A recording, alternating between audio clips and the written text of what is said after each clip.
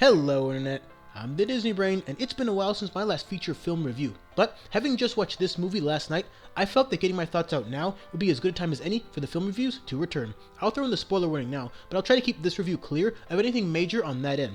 But to talk about this movie effectively, some of the plot elements will naturally need to be discussed. With all that said, let's talk about The Edge of 17. So, The Edge of 17 is a film that covers a few weeks in the life of Nadine, a 17-year-old girl, and through both the plot progression and some flashbacks, you get a good sense of where her head's at and where she's coming from. She's got an older brother who's basically perfect and a perpetual winner, and she essentially serves as, well, the other kid. But through making her best and singular friend Krista, she's able to tackle life with a bit more resolve, especially in the wake of a very tragic event that rocks her world to the core a few years prior to the main events of this movie. Things then go from bearable to horrible very quickly when her best friend ends up in a relationship with her brother, effectively taking away one of the only sources of stability she has and leaving her with Woody Harrelson's character in Mr. Bruner as her lone confidant. If you've seen this movie or plan to see it, you'll probably see a lot of the early points coming from a mile away, with the major difference being how it's executed among the actors present versus other similar teenage drama films. But as the plot progresses forward, the film starts to show its true colors, and then it becomes something that's not just potent, but brilliant.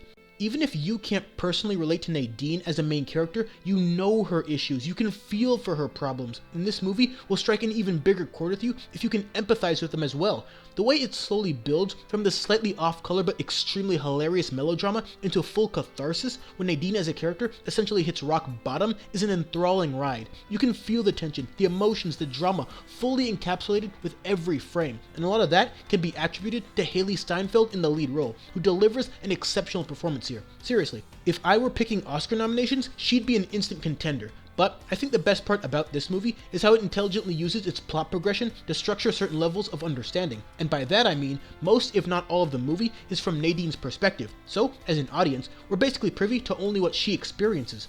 That seems to be the intention here, not just because she's the lead character, but because leading up to the climax, it's clear that none of the other characters are overly developed at all. But Kira Sedgwick, playing the mother in this movie, makes a point about all people being screwed up in their own ways and hiding it, which, in turn, is what the movie does. They never reveal too much pertinent information about the other characters until Nadine herself is ready to actually pay attention to somebody else's perspective. And really, that's the best way a movie like this could resolve itself, by having Nadine go through this journey of self-deprecation only to find solace in realizing that the people around her are not all as one note, for better or worse, as they appear to be. Her best friend isn't really selfish, her brother isn't really flawless, her teacher isn't really lonely, and Erwin is more than just this extremely awkward kid.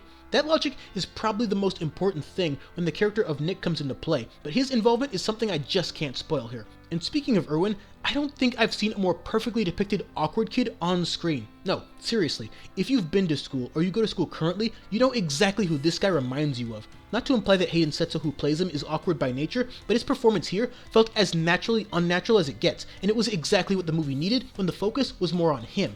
The Edge of 17 should be held high among the truly ambitious and captivating teen drama movies.